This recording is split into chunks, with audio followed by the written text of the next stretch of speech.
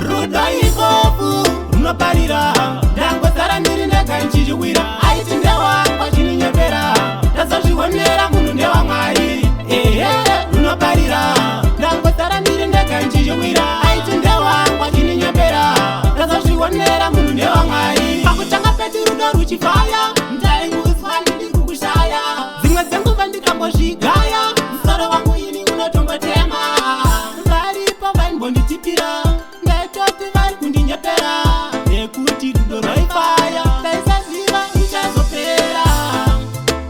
pera ruchazopera pera runozopera runoparira ndangosara ndiri ndega nchichiwira aiti ndewangwa chininyepera ndazozvionera munhu ndewamwari ehe runoparira ndangosara ndiri ndega nchichiwira aiti ndewangwa chininyepera ndazozvionera munhu ndewamwari akandisiya ndichichema misodzi iri pamatama zvandaironga zvakatoguma ndaitoti kandichanobhadhara pfuma ndizvo zvinoita rudo waunoda iwe hakude waunenge uchichemerera zvichida hazi wako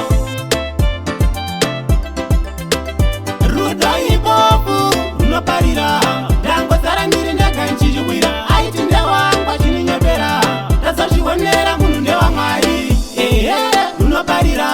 ndangosara ndiri ndega nchichiwira aiti ndewangwa chininyepera ndazozvionera munhu ndewamwari pakutanga peti rudo ruchifaya ndaiudzwa ndiri kukushaya dzimwe dzenguva ndikambozvigaya musoro wangu ini unotombotema